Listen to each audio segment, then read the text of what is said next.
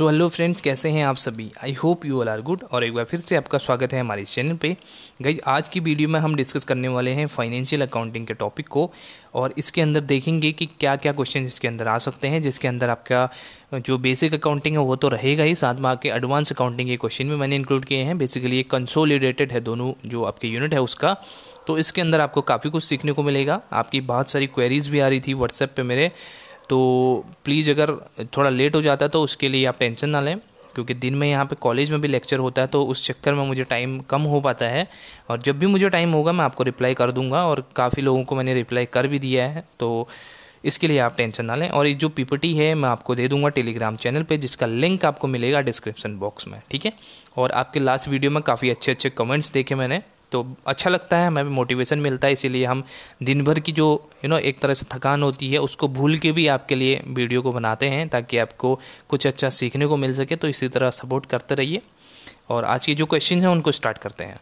First question है, at the end of the accounting year the capital expenditure are shown in the. यहाँ पे बोला गया है जो अकाउंटिंग ईयर होता है आपका, उसमें उसके एंड में जो कैपिटल एक्सपेंडिचर है उसको कहाँ पे शो किया जाएगा। तो इसको asset side of the balance sheet show किया जाएगा, liability side of the balance sheet show किया जाएगा, debit side of the profit and loss account, या credit side of the profit and loss account. तो इस केस में जो capital expenditure होता है आपका, उसको asset side of the balance sheet को शो किया जाता है, क्योंकि ये कैपिटल एक्सपेंडिचर बेसिकली आपके नियरली फ्यूचर के लिए आपके लिए फ़ायदेमंद होते हैं, और ये इसीलिए इसको एज एन एसेट के रूप में यहाँ पे ट्रीट किया जाता है।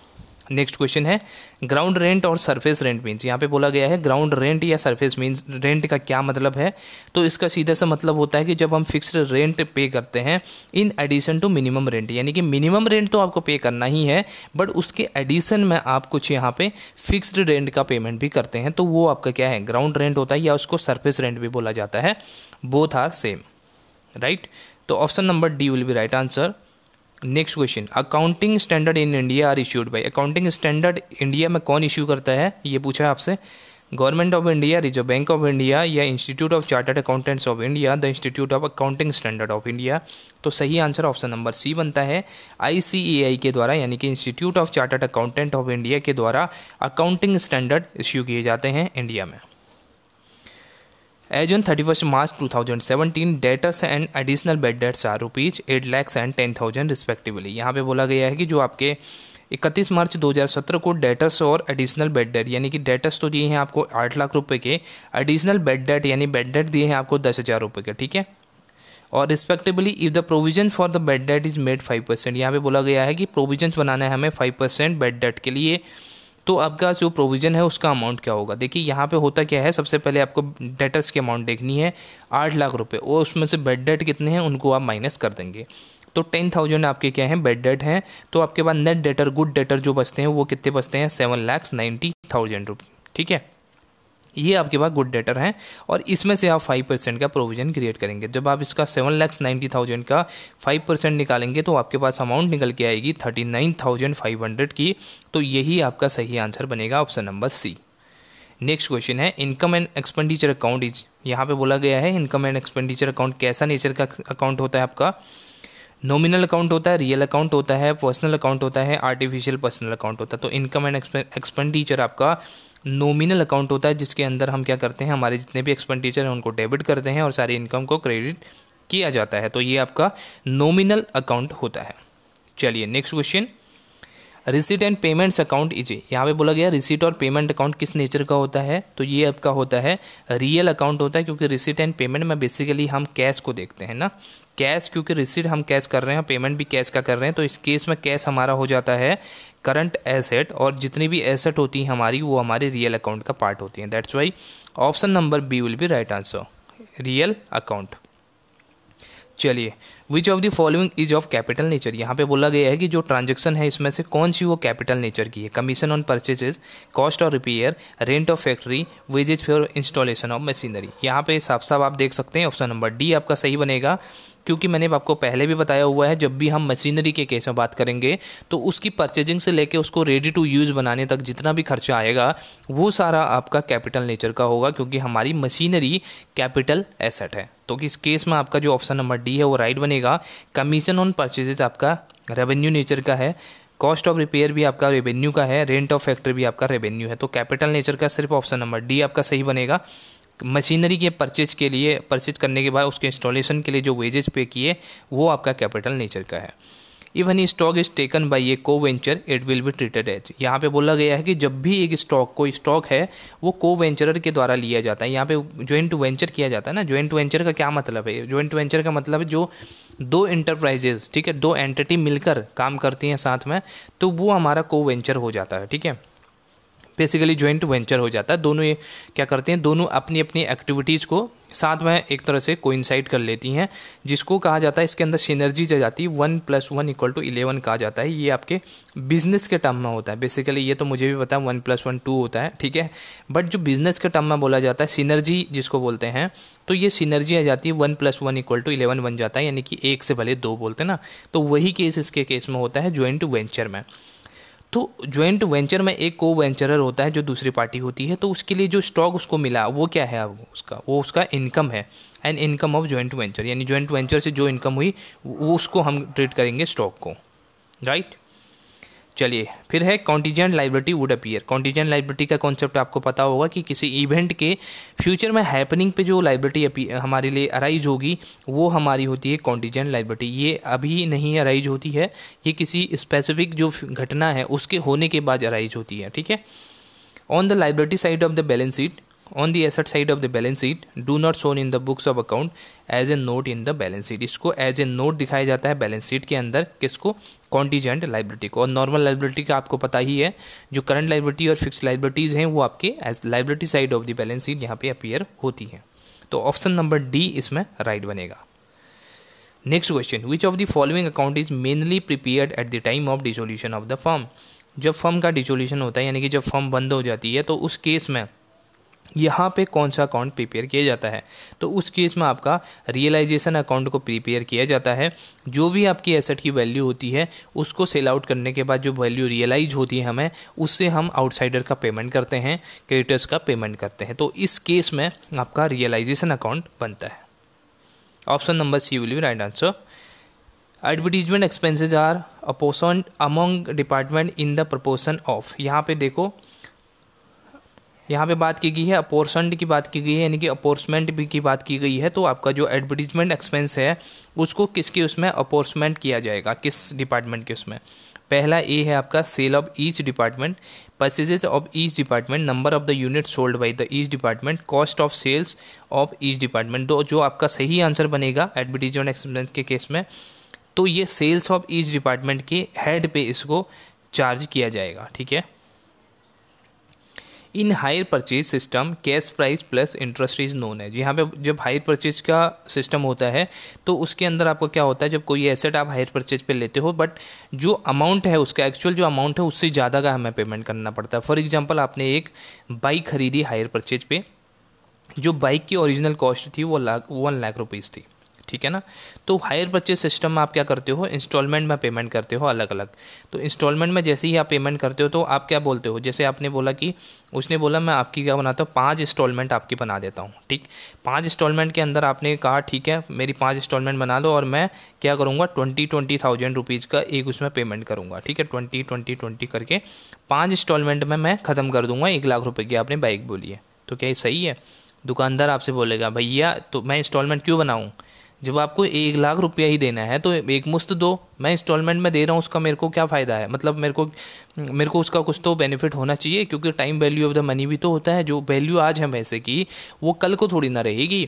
तो इस केस में होता क्या है कि जो आपको अमाउंट पे करना पड़ता है वो एक जो आपकी कॉस्ट प्राइस है ना, जो हायर परचेज की प्राइस है उससे ज़्यादा अमाउंट आपको पे करनी पड़ेगी। जो ओरिजिनल आपकी एसेट की प्राइस है उससे ज़्यादा आपको पे करना पड़ता है, यानी कि उसकी हर जो इंस्टॉलमेंट है उसमें कुछ इंटरेस्ट इंक्लूडेड होता है, ठीक है। तो आपसे वो 1 लाख रुपये से ज़्यादा चार्ज करेगा। तो इसलिए बोला गया है यहाँ पे in hire purchase system the cash price plus interest. Cash price तो होगा ही होगा, साथ में कुछ ना कुछ हर इंस्टॉलमेंट में इंटरेस्ट भी इंक्लूडेड होगा। इसको क्या बोलते हैं, इसको बोलते हैं hire purchase price of the asset, ठीक है। तो ऑप्शन नंबर सी आपका सही बनेगा, hire purchase price.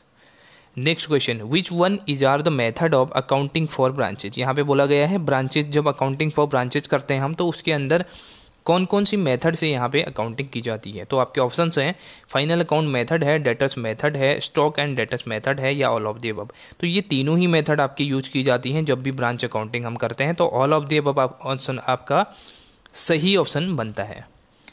Dash is similar to the profit and loss account. यहाँ पे अलग अलग अकाउंट्स आपको दिए हैं और आपसे बोला है कि इनमें से कोई एक ऐसा अकाउंट है जो आपके पीएनएल अकाउंट से मैच करता है। तो कौन सा अकाउंट है आपका?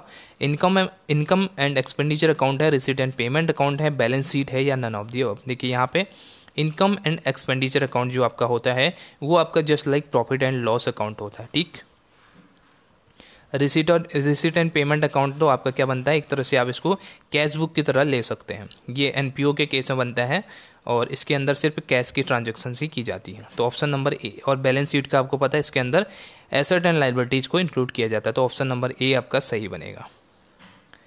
Next question, Kuntal draws a bill on Shyam for ₹7,000। Kuntal endorse it to Ram, Ram endorse it to Rahim. यहाँ पे इंडोर्समेंट का क्या मतलब होता है? इंडोर्समेंट का मतलब होता है कि आपने बिल ट्रांसफ़र कर दिया। जैसे आपने ए बी सी 3 पर्सन थे ना, तो ए ने बी सी का क्या देना था? उधार देना था, उधार, ठीक है। और बी ने ए का उधार देना था, ठीक। तो ए क्या बोलता है बी से कि तूने मेरा पैसा देना है तो मेरे को देने के बजाय तू क्या कर ले, सीधे सीधे सी को दे दे और मेरा पेमेंट उसके बिहाफ में हो जाएगा, ठीक है। जो इसने पेमेंट देना था वो अब पेमेंट नहीं करेगा, उसके बदले बी सी को पेमेंट कर देगा। तो ये इंडोर्समेंट होता है। ये बिल फटेगा किसके नाम का? ए के नाम से, बट जो इंडोर्समेंट के थ्रू पेमेंट किया जाएगा वो सी को किया जाएगा, ठीक। तो ये होता है इंडोर्समेंट, यानी कि जो ड्रॉ तो किसी और के नाम से किया जाता है, बट जो ड्रॉयर होता है, जो ड्रॉई होता है, वो किसी और को बोलता है कि आप क्या करो, इसका जो ड्रॉयर होता है, सॉरी, उसको बोलता है कि आप किसी और का पेमेंट कर दो मेरे बिहाफ में। तो उसको क्या बोलेंगे हम? इंडोर्समेंट बोलते हैं। तो यहाँ पे बोला गया है कुंटल ने ड्रॉ किया बिल को। ड्रॉ कौन करता है? जो ऑनर होता है बिल का, इसको क्या बोलते हैं? ड्रॉयर बोलते हैं। एक होता है ड्रॉई, एक होता है ड्रॉयर और एक होता है पाई। 3 यहाँ पे पार्टीज होती हैं। तो इस केस में यहाँ पे बोला गया है बिल ऑफ श्याम के नाम का ड्रॉ किया गया था bill, but Kuntal endorse it to Ram, यानी कि कुंटल ने क्या किया? राम ने पेमेंट किसका करना था? कुंटल का, बट कुंटल ने इंडोर्स कर दिया इसको राम को, और राम ने इंडोर्स कर दिया रहीम को। यानी कि लास्ट में जो पार्टी बची, कौन बची? रहीम बची। यानी कि पेमेंट किसको होने जा रही है? रहीम को पेमेंट होने जा रही है। तो इस केस में बोला है पाई कौन होगा? पाई वही जिसको अमाउंट मिलेगी। तो पाई कौन बन गया? रहीम आपका पाई बन गया, ठीक। ड्रॉयर, ड्रॉई और पाई, 3 यहाँ पे पार्टीज होती हैं। नेक्स्ट क्वेश्चन है आपका, dash is equal to estimated selling price less the estimated cost of completion and the estimated cost necessary to make the sale. यहाँ पे बोला गया है कि आपकी कौन सी वैल्यू है ऐसी जिसके अंदर आप क्या करते हो? एस्टिमेटेड सेलिंग प्राइस में से लेस करते हो एस्टिमेटेड कॉस्ट को आपकी, ठीक है। और एस्टिमेटेड कॉस्ट ऑफ कंप्लीशन को आप माइनस करते हो एक, और दूसरी क्या? Estimated cost necessary to make the sale. यानी कि कुल मिला के ये है बात कि एस्टिमेटेड सेलिंग प्राइस में से आप क्या माइनस करते हो? जितना भी आपके खर्चे हैं, जितने भी आपके एक्सपेंस हैं, जितने पे उस प्रोडक्ट को प्रिपेयर करने के लिए और सेल आउट करने के लिए जो खर्चे हुए उसको माइनस करते हो। तो उसके बाद आपके पास क्या बचता है?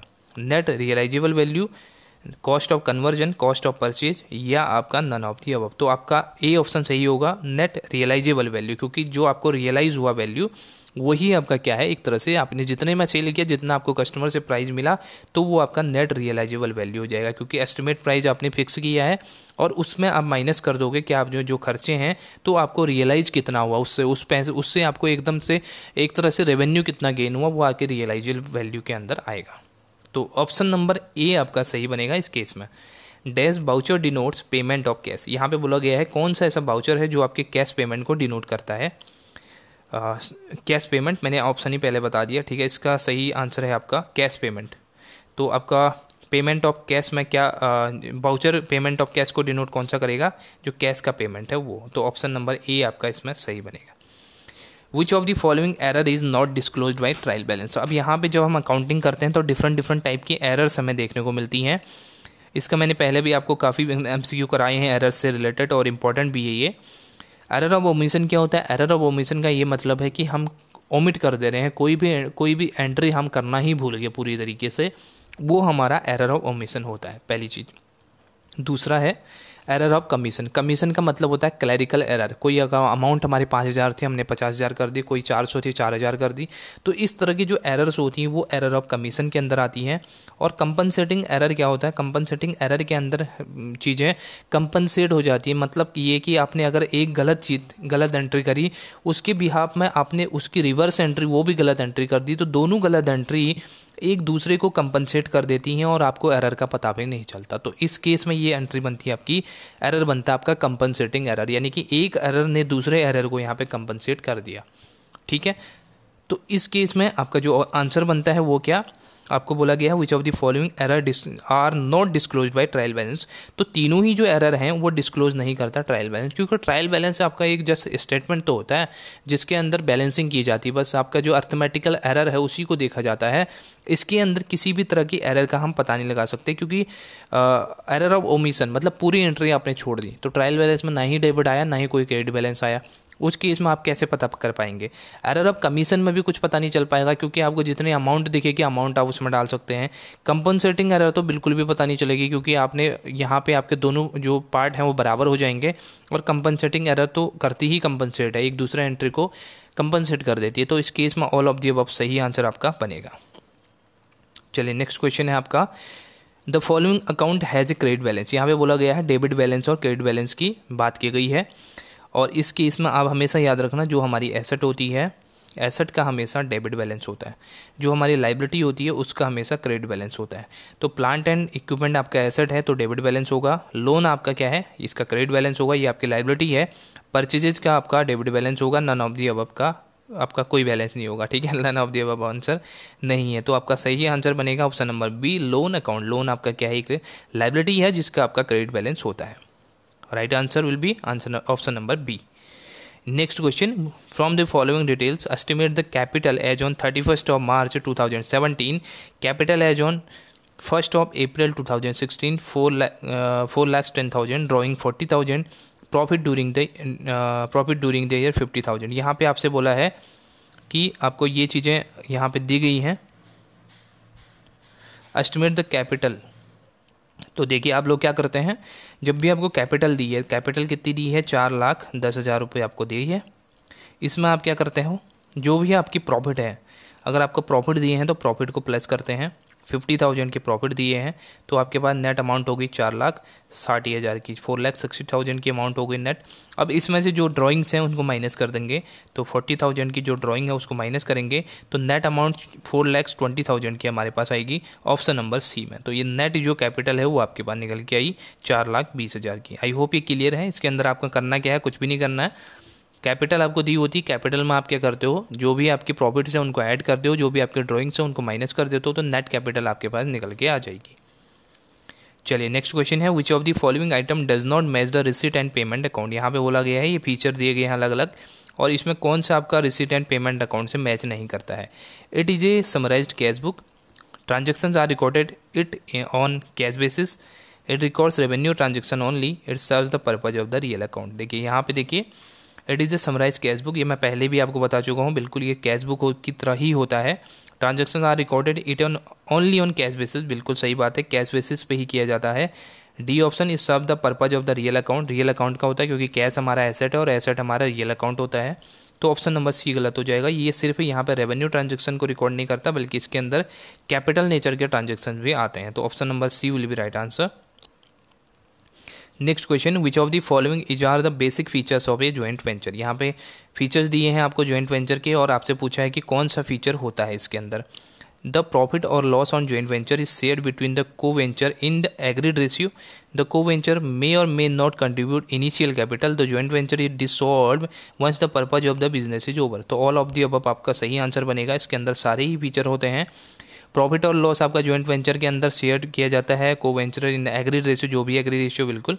को वेंचर मे और मे नॉट भी कंट्रीब्यूट इनिशियल कैपिटल, हो सकता है इनिशियल कैपिटल ना लगाएं तो कोई बात नहीं, वो भी आपका है को वेंचर के अंदर। और लास्ट में आपका पर्पज अगर पूरा हो गया किसी भी को वेंचर जो आपने वेंचर किया है उसके अंदर जॉइंट वेंचर किया है, तो उसके बाद वो जो है आपका बिजनेस ओवर कर दिया जाता है, यानी कि जो पर्पज आपका पूरा हो गया तो आप क्या करते हो, जॉइंट वेंचर भी आपका खत्म हो जाएगा। ठीक है, it is a kind of agreement. Excess of the hire price over cash price is known है। यहाँ पे बोला गया है जब आपका हायर परचेज के ऊपर हो जाता है, हायर परचेज का प्राइस आपका ज़्यादा हो जाता है, ठीक है, और उसके जो ओवर कैश प्राइस, तो इसको क्या बोलते हैं, इंस्टॉलमेंट बोलते हैं, कैश डाउन पेमेंट, इंटरेस्ट या कैपिटल। तो ये आपका होता है इंटरेस्ट का पार्ट। जैसे थोड़ी देर पहले मैंने आपको बताया था कि जब भी आप कोई एसेट परचेज करोगे तो आप पेमेंट ज़्यादा करोगे, यानी कि हायर परचेज प्राइस आपका ज़्यादा होगा किसके, जो आपका कैश प्राइस है उसके मुकाबले। तो कैश प्राइस क्या होगा, जो एक्चुअल उसका प्राइस है। जैसे 1 लाख की मैंने बात करी थी ना, 1 लाख उसका कैश प्राइस है, बट जो हायर परचेज प्राइस है वो 1 लाख से ज़्यादा पे करोगे, तो जो ज़्यादा का अमाउंट आपने पे किया that is your part of interest. तो ऑप्शन नंबर सी आपका सही बनेगा, इंटरेस्ट।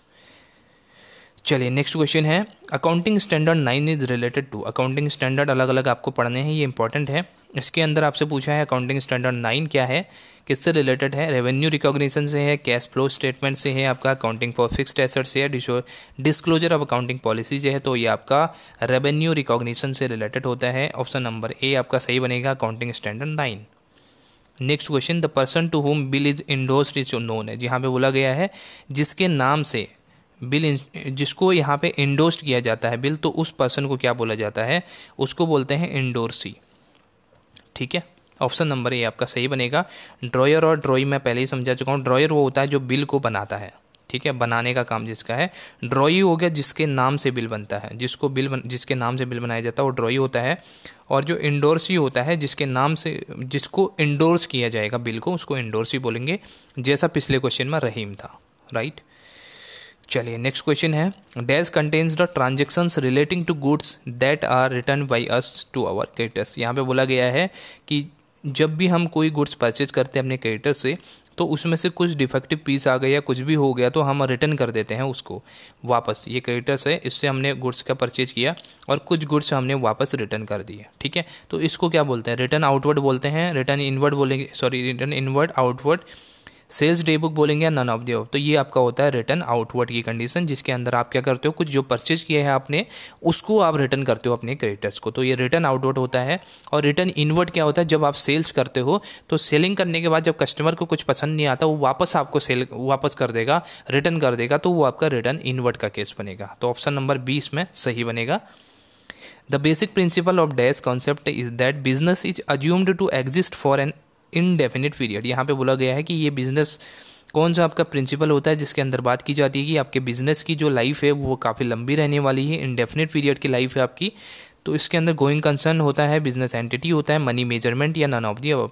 तो गोइंग कंसर्न कॉन्सेप्ट आपका ये बोलता है कि आपका बिजनेस कभी बंद नहीं होगा और आपके बिजनेस चलता रहने वाला है। ये आपकी एक अजम्पशंस होती है, यानी कि ये प्रिंसिपल होता है गोइंग कंसर्न का प्रिंसिपल।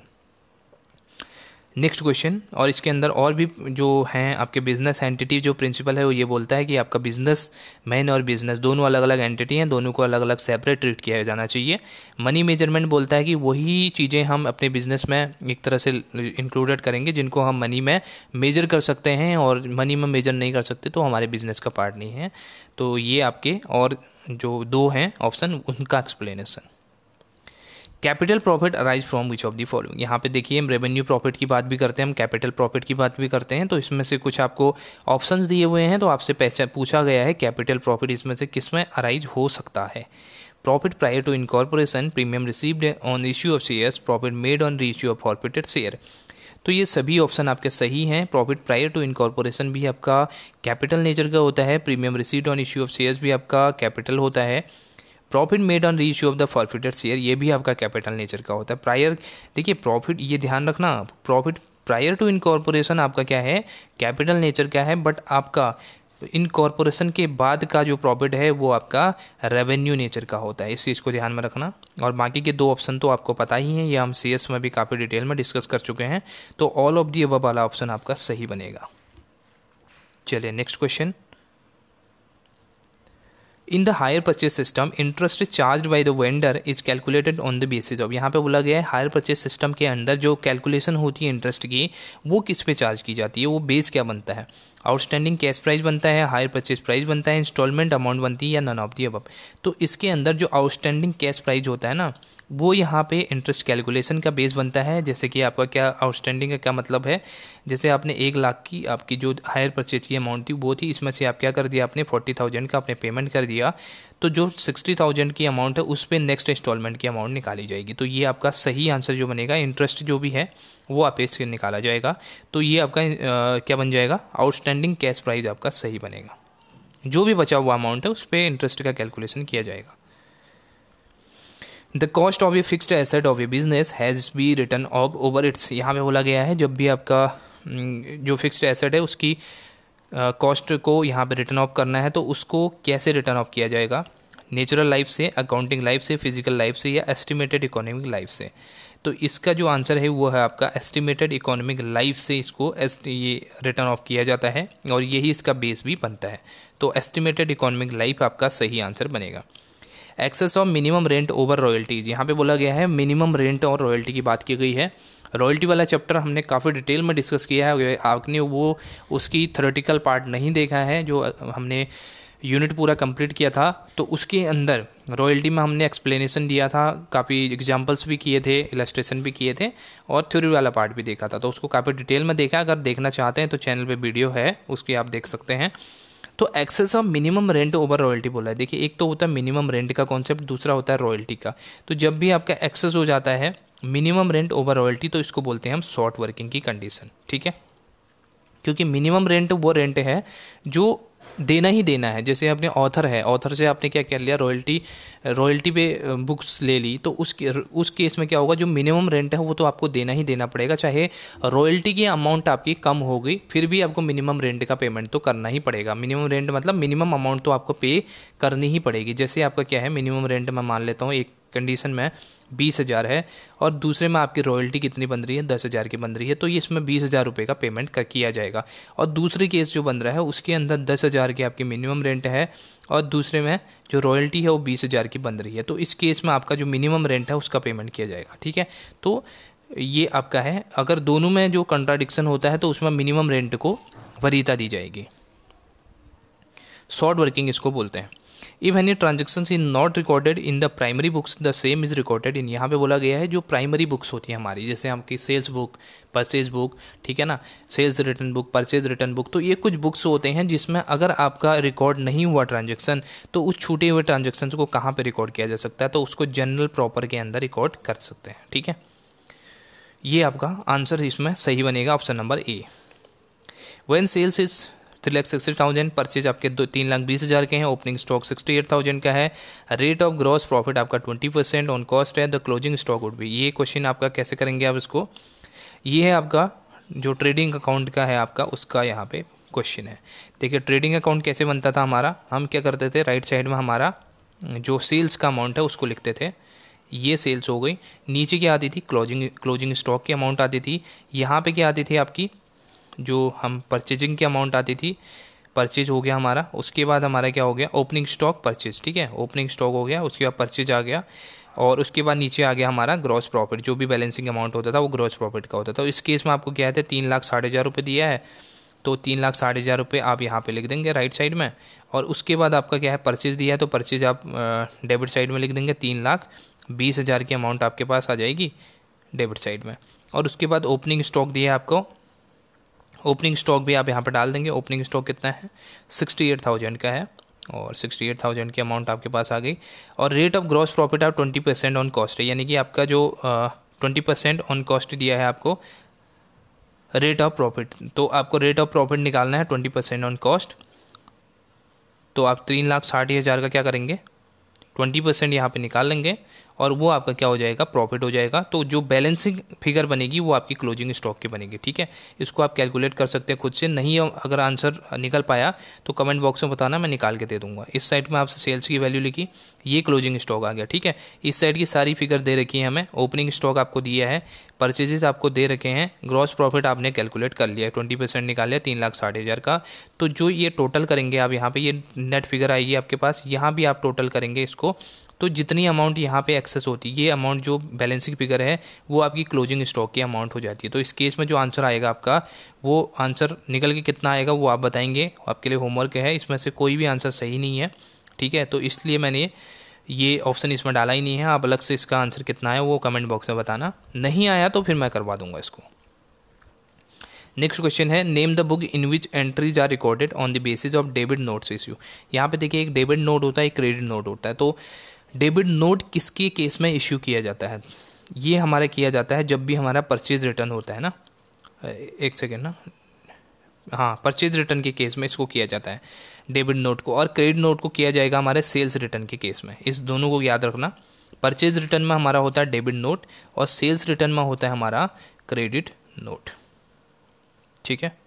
और परचेज रिटर्न और सेल्स रिटर्न क्या होता है ये आपको पता ही दिया मैंने, इनवर्ड और आउटवर्ड का ही केस है। परचेज रिटर्न का क्या मतलब है कि हमने जो क्रेडिटर को वापस हमने माल को भेजा, यानी क्रेडिटर्स को हमने वापस रिटर्न कर दिया, हमें कोई माल पसंद नहीं आया, वो हमारा परचेज रिटर्न हो गया। सेल्स रिटर्न मतलब हमने माल भेजा लेकिन किसी कस्टमर को पसंद नहीं आया, उसने यहाँ पे वापस कर दिया, तो हमारा सेल्स रिटर्न केस हो जाता है। नेक्स्ट क्वेश्चन है, name the principle involve in the classification of assets as a fixed and current. यहाँ पे बोला गया है कि कौन सा ऐसा प्रिंसिपल है जिसके अंदर हम एसेट्स को क्लासीफाई करते हैं फिक्स्ड और करंट नेचर में। कॉस्ट प्रिंसिपल होता है, गोइंग कंसर्न होता है, मैचिंग होता है या प्रूडेंस होता है। तो इसके अंदर आपको देखेंगे तो गोइंग कंसर्न जो प्रिंसिपल होता है उसके आधार पे फिक्स्ड और करंट को बांटते हैं, क्योंकि अगर गोइंग कंसर्न प्रिंसिपल नहीं होगा, परपेचुअल लाइफ नहीं होगी कंपनी की, तो उस केस में हमारे सारे ही करंट नेचर के हो जाएंगे, क्योंकि फिक्स तो हमारे लॉन्ग टर्म के लिए होते हैं ना। अगर हमारी कंपनी की लॉन्ग लाइफ नहीं है, यही हम अज्यूम करके चलते हैं, तो लॉन्ग फिक्स तो आएगा ही नहीं केस।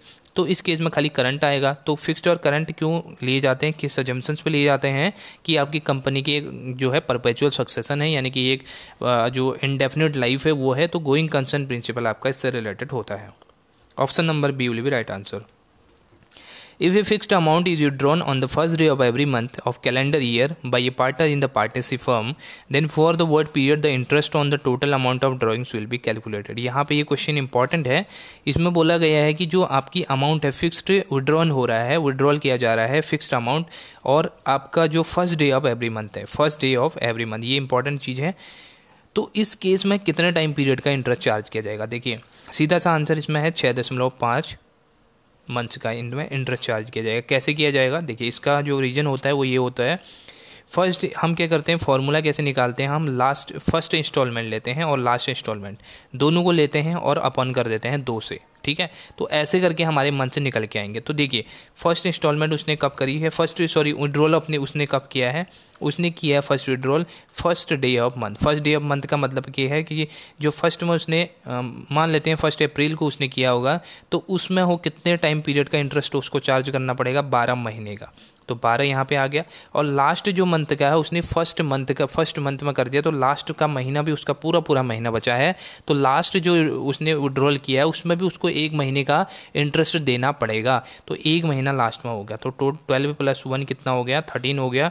13 को 2 से डिवाइड करते हो तो आपके पास निकल के आएगा 6.5 मंथ्स। अगर यही केस होता जब लास्ट ऑफ द मंथ होता तो उस केस में 5.5 मंथ्स हो जाता, क्योंकि लास्ट ऑफ द मंथ का क्या मतलब है कि उसने क्या किया, 31 अगर जनवरी की बात कर रहे हैं हम, तो चलो उसने 31 जनवरी को उसने क्या किया, 31 ऑफ जैन को उसने क्या कर दिया, विड्रॉल किया। तो इसका मतलब क्या है, वो फरवरी से यहाँ पे क्या करेगा, फरवरी के बाद वो इंटरेस्ट का पेमेंट करेगा, यानी कि कुल 11 महीने का उसको इंटरेस्ट का पेमेंट करना पड़ेगा। और लास्ट में उसको कितना देना पड़ेगा, 0 महीने का देना पड़ेगा, क्योंकि वो लास्ट ऑफ द मंथ कर रहा है ना, लास्ट डेट पे कर रहा है, तो लास्ट में तो उसको किस बात का इंटरेस्ट देना है फिर। तो 11 को अगर आप डिवाइड करेंगे 2 से तो ये आपके पास निकल के आएगा 5.5 मंथ्स का। तो इस तरह से इसकी कैलकुलेशन की जाती है। I hope this one is clear, क्योंकि ये काफ़ी इंपॉर्टेंट क्वेश्चन है एग्जाम के पॉइंट ऑफ व्यू से। 6.5 मंथ्स आपका राइट आंसर बनेगा। Depreciation is a process of, यहाँ पे पूछा है डेप्रिसिएशन आपकी क्या प्रोसेस है, कौन सी प्रोसेस है। अपोर्शनमेंट होती है, वैल्यूएशन होती है, एलोकेशन होती है, नॉन ऑफ दी अबव। तो इसका जो डेप्रिसिएशन होता है हमारा वो एलोकेशन होता है। एलोकेशन का क्या मतलब है कि हम जो वैल्यू की एक्चुअल अमाउंट निकालते हैं। हम क्या डेप्रिसिएट करने का मतलब क्या है कि हम वैल्यू देखते हैं अकॉर्डिंग टू टाइम किसी एसेट की, क्योंकि जो एसेट की वैल्यू आज है, जैसे आपने एक मोबाइल फ़ोन लिया ना, मोबाइल फ़ोन की जो आज वैल्यू है वो है आपकी 20,000। क्या 1 साल बाद वो आपका 20,000 का रहेगा? क्यों? उसकी वैल्यू डेप्रिसिएट हो गई। तो उसके लिए हम क्या करते हैं, एलोकेट करते हैं, यानी कि प्रॉपर उसकी अमाउंट को निकालते हैं। तो that is the method of depreciation, ठीक है। तो ये एलोकेशन आपका सही आंसर बनता है। An amount spend in the connection with obtaining a licence for starting the factory. यहाँ पे बोला गया है जब भी आप क्या करते हो, किसी फैक्ट्री को स्टार्ट करने के लिए लाइसेंस लेते हो, तो उस पर जो खर्चा किया आपने वो किस नेचर का है आपका, रेवेन्यू एक्सपेंडिचर है, कैपिटल एक्सपेंडिचर है, प्रीपेड एक्सपेंडिचर है या नन ऑफ द अबव। तो देखिए ये आपका कैपिटल एक्सपेंडिचर का केस बनता है, क्योंकि कैपिटल एक्सपेंडिचर आपकी नॉन अकरिंग नेचर की होती है, और ऐसा नहीं है आप बार बार सर्टिफिकेट लोगे। एक बार आपने सर्टिफिकेट ले लिया, लाइसेंस ले लिया, तो उसके बाद आप अपने बिजनेस को चला सकते हो, बार बार उसको लेने की ज़रूरत नहीं है, इसलिए ये आपका कैपिटल एक्सपेंडिचर बनता है, right. Expenditure in respect of the certain type of the assets whose usefulness does not expire in the year of their occurrence but generally expires in the near future are called। यहाँ पे बोला गया है कि एक ऐसा case होता है जिसके अंदर आपकी जो एसेट है उसकी जो एक तरह से हम कहते हैं वो अभी एक्सपायर नहीं है, उसकी यूजफुल लाइफ जो है अभी एक्सपायर नहीं हुई है, वो नियरली फ्यूचर में एक्सपायर होने वाली है, तो उसको क्या बोलेंगे, revenue expenditure, capital expenditure, deferred revenue expenditure, none of the above. ये केस होता है आपका डेफर्ड रेवेन्यू एक्सपेंडिचर के केस में, क्योंकि इसमें आप क्या करते हो, आज आपने जैसे पूरा खर्चा किया तो उसका पूरा यूज आप अभी नहीं कर पाओगे, वो फ्यूचर में आपको बेनिफिट देगा। इसका एक बेस्ट एग्जांपल होता है हैवी एडवर्टीजमेंट। जब आप एडवर्टीजमेंट पे बहुत ज़्यादा खर्चा करते हो तो उससे होता क्या है, पूरा बेनिफिट अभी नहीं मिलता, वो टीवी पे ऐड चलता रहता और उसका बेनिफिट आपको मिलता रहता है। तो यही आपका क्या है, डेफर्ड रेवेन्यू एक्सपेंडिचर है। आपने अपने खर्चे को क्या कर लिया, डेफर्ड कर लिया भविष्य के लिए, right. Next question, the main objective of the average clause contain in A fire insurance policy.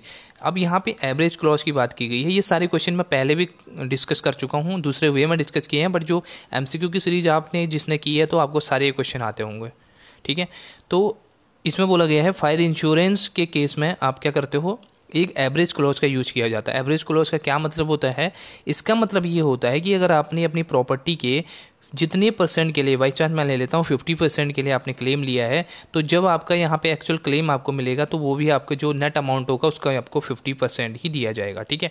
ये प्रॉपर्टी का जितना आपने क्लेम लिया है उसी हिसाब से आपको यहाँ पे जो अमाउंट है उसका भी पेमेंट करना पड़ेगा। तो इसके लिए यहाँ पे बोला गया है कि आपको फायर इंश्योरेंस पॉलिसी के लिए यहाँ पे मेन ऑब्जेक्टिव क्या होता है, एवरेज क्लॉज का। तो इससे आदमी क्या सीखता है, जैसे उसको नुकसान हो गया 2 लाख का, ठीक है ना, 2 लाख का उसका नुकसान हुआ टोटल, उसकी प्रॉपर्टी थी 2 लाख की और जल के राख हो गई, और उसने सिर्फ यहाँ पे 50% का ही इंश्योरेंस कराया था, तो उस केस में उसको सिर्फ 1 लाख रुपया ही मिल पाएगा, जबकि मिलना कितना चाहिए था, 2 लाख रुपया मिलना था अगर वो पूरा यहाँ पे इंश्योरेंस करवा लेता।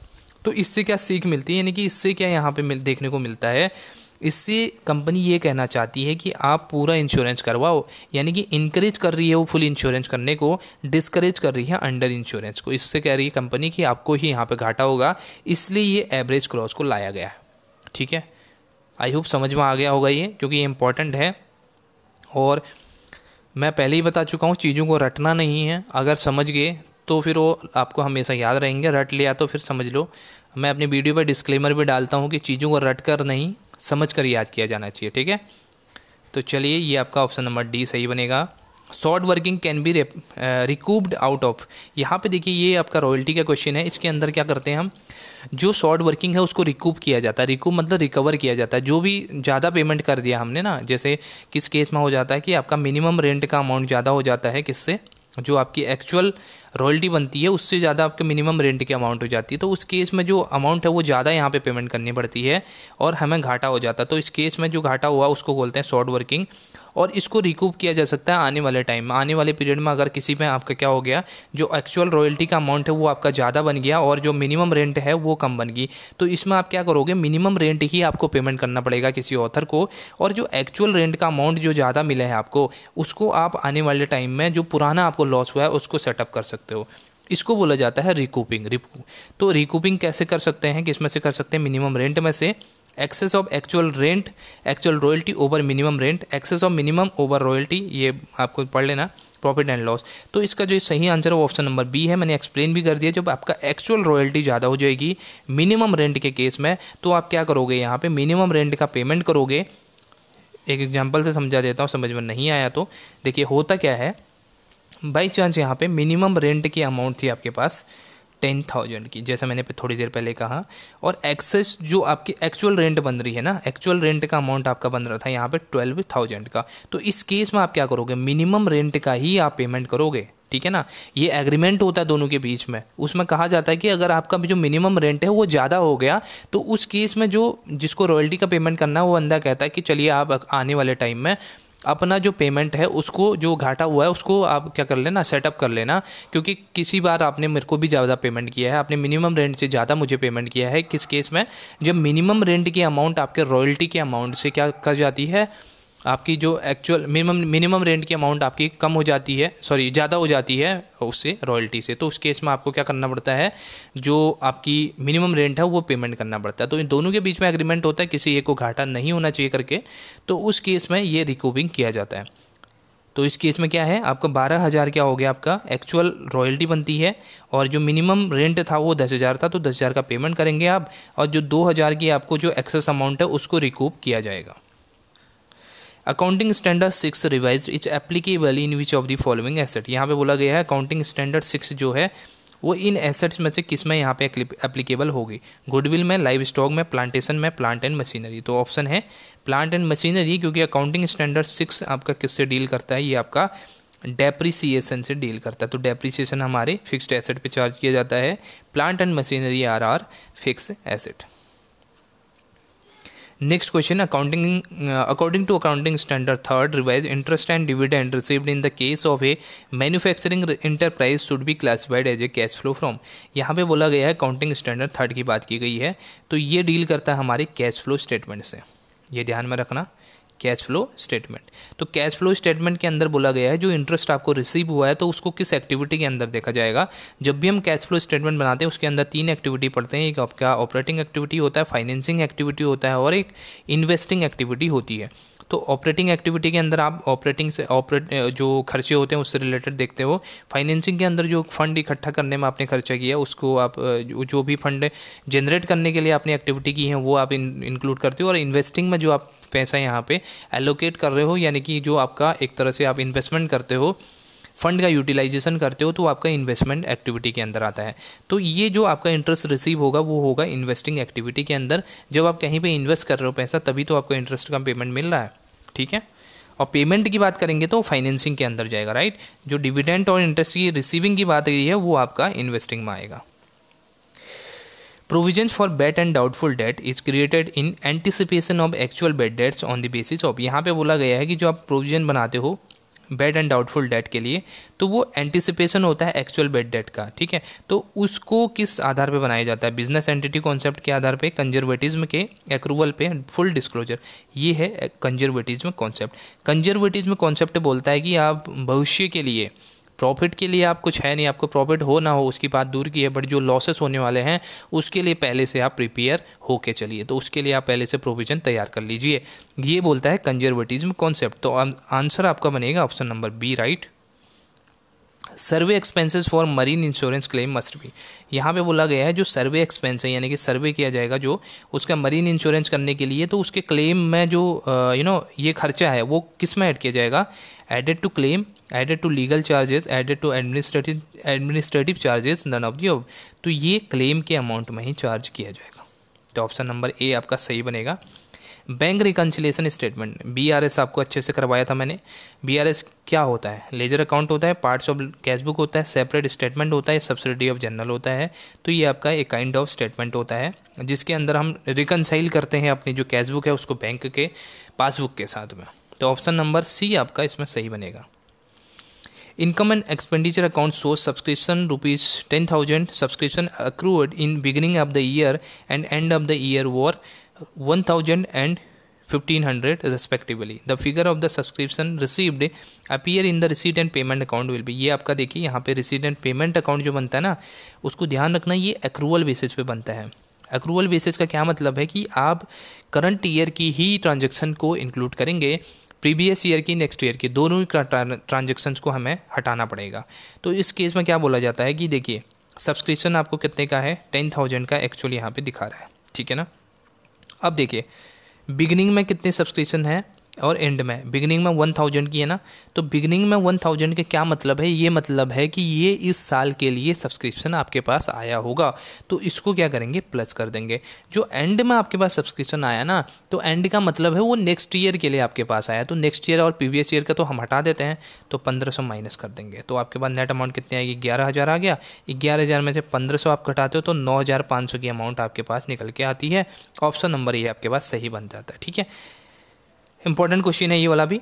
इसके अंदर करना कुछ नहीं है, आपको जो टोटल अमाउंट दी है सब्सक्रिप्शन की उसमें ऐड कर देंगे आप, क्या जो करंट ईयर का है सब्सक्रिप्शन उसको ऐड करेंगे, प्रीवियस ईयर का, नेक्स्ट ईयर का, दोनों की अमाउंट आपको माइनस कर देनी है, सब्सट्रैक्ट कर देना है। ठीक है, आंसर आपके पास आ जाएगा।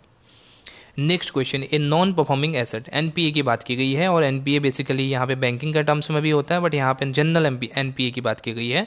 तो ऑप्शन आपका सही इसमें क्या बनेगा, ऑप्शन आपका बन जाएगा option number C, an asset that ceases to generate income, यानी कि ऐसी एसेट जो आपकी सीज करेगी, यानी कि जनरेट इनकम को जनरेट कर नहीं सकती, खत्म कर रही, मतलब वो उसकी जो इनकम जनरेशन की पावर है वो खत्म हो चुकी है उस एसेट की, तो उसको डिस्क्लोज किया, उसको यहाँ पे कंसिडर कर दिया जाता है ए नॉन परफॉर्मिंग एसेट, जिसको एनपीए बोला जाता है।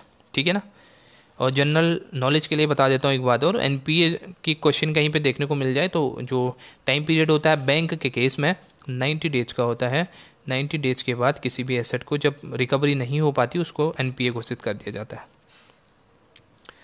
Next question, the balance in consignment account shows, यहाँ पे बोला गया है जो बैलेंस है कंसाइनमेंट अकाउंट का वो क्या शो करता है। Amount received from consignee, amount payable to consignee, profit and loss on consignee, closing stock of the consignee. तो ये आपका profit and loss on consignee, ये कंसाइनमेंट अकाउंट आपका दिखाता है ये अमाउंट। ठीक है, यहाँ पे बैलेंस जो दिखाता है वो है क्या, profit and loss on consignment है। ठीक है, जो कंसाइनमेंट अकाउंट में आपका बैलेंस दिखता है। Interest received in advance account is, यहाँ पे इंटरेस्ट रिसीव्ड अकाउंट कैसा है आपका, ये आपका नेचर का होता है आपका रियल अकाउंट, सॉरी एक मिनट, ये आपका होगा रिप्रेजेंटेटिव पर्सनल अकाउंट का केस होता है। ठीक है, क्योंकि यहाँ पे इंटरेस्ट आपके रिसीव हो रहा है, और इंटरेस्ट किससे रिसीव हो रहा है, आपके किसी पर्सन से रिसीव हो रहा है, तो रिप्रेजेंटेटिव पर्सनल अकाउंट आपका इसमें सही आंसर बनेगा। Purchase of a laptop for office use wrongly debited to purchase account, यहाँ पे बोला गया है कि जो आपने परचेज किया लैपटॉप को ऑफिस के यूज के लिए, तो उसके लिए आपको क्या करना चाहिए था, डेबिट क्या करना चाहिए था आपको, यहाँ पे जो लैपटॉप अकाउंट है उसको डेबिट करना चाहिए था, बट आपने क्या कर लिया, परचेज अकाउंट को डेबिट कर लिया। इन दोनों का डिफरेंस आपको समझ में आना चाहिए।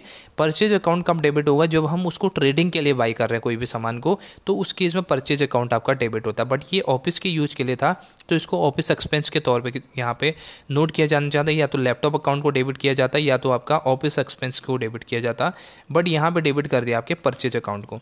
तो ये कैसा एरर है आपका, ओमिशन है, एरर ऑफ कमीशन है, एरर ऑफ प्रिंसिपल है, या मिस पोस्टिंग है। तो ये आपका क्या है, एरर ऑफ प्रिंसिपल है, क्योंकि हमें जो परचेज अकाउंट को ही हमें जो परचेज अकाउंट को हमें नहीं, बल्कि जो हमारा जो एसेट हमने परचेज की है उसके अकाउंट को हमको डेबिट करना चाहिए था, बट हमने परचेज अकाउंट कर लिया, तो ये प्रिंसिपल का वायलेशन है, इसलिए अकाउंट जो एरर ऑफ प्रिंसिपल है वो सही आंसर बनता है।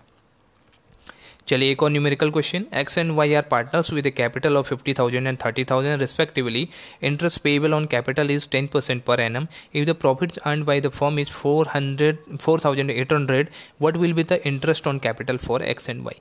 यहाँ पे आपको अमाउंट दे रखी कैपिटल की 50,000 और 30,000 की, और interest payable on capital is 10%, आपको 10% इंटरेस्ट का अमाउंट भी दे रखा है और रेट दे रखा है, और 4,800 का टोटल आपका क्या है, प्रॉफिट यहाँ पे आपको हुआ है। तो होता क्या है, हम क्या करेंगे, जो आपके प्रॉफिट जो कैपिटल है, कैपिटल आपको दे रखा है ना 50,000, और ये तो इसके जो कैपिटल के रेट में है, कैपिटल के रेशियो में इनके प्रॉफिट एंड लॉस को बांट देंगे, तो आपका क्या बन जाएगा, 5:3 बन जाएगा, क्योंकि ये पीछे के जीरो कट जाएंगे ना, तो 5:3 बन जाएगा। तो टोटल कितना प्रॉफिट है, 4,800 का प्रॉफिट है। अगर ए का निकालना है, एक्स का निकालना है, तो 5 को ऊपर रखो, नीचे दोनों का ऐड कर दो, तो 8 आ जाएगा। ठीक है, तो इस तरह से आपका 3,000 आ गया, किसका, एक्स का, तो बचा कितना, 3,000 इसको दे दिया, तो बचा कितना, 1,800 बचा, क्योंकि 4,800 टोटल है, तो ये दोनों का कितना अमाउंट हो गया, 3,000 और 1,800। सही आंसर आपका बनेगा ऑप्शन नंबर बी। तो यहाँ पे देखिए आपको क्या बोला था, कैपिटल दिया था, तो कैपिटल के रेशियो में ही हम उसको बांट देंगे।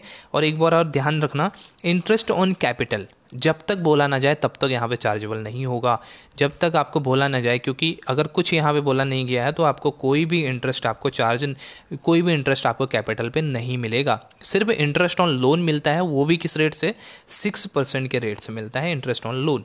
अदरवाइज कोई भी यहाँ पे जो यहाँ पे इंटरेस्ट है वो चार्जेबल नहीं होता, यानी कि नहीं दिया जाता है। आंसर बनेगा 3000 एंड 1800, सही आंसर। तो गाइज ये थे हमारे कुछ आज के इंपॉर्टेंट क्वेश्चंस, ठीक है, जिसमें हर एक एस्पेक्ट को मैंने कोशिश करी है हर एक एस्पेक्ट का क्वेश्चन यहाँ पे इंक्लूड करने की, जिसमें आपके एडवांस अकाउंटिंग भी डाली है, बेसिक अकाउंटिंग के क्वेश्चन भी डाले हैं, जिससे आपका पूरा जो सिलेबस है वो यहाँ पे रिवाइज हो सके। आई होप कि आपने कुछ नया यहाँ पे सीखा। कोई अगर डाउट है आपके तो कमेंट बॉक्स में आप पूछ सकते हैं, और इसके अलावा लाइक करना बार बार नहीं बोलूँगा, अब तो आप कर ही देंगे खुद से, ठीक है। तो फिर मिलते हैं नई वीडियो के साथ, और चैनल पे नए हैं तो चैनल के सब्सक्राइब जरूर कर लेना चैनल को, और बेल आइकन दबा लेना ताकि आने वाली अपडेट आपको मिल जाए, जैसे वीडियो अपलोड होगी आपको नोटिफिकेशन मिल जाएगा। So guys thank you so much, take care, bye bye.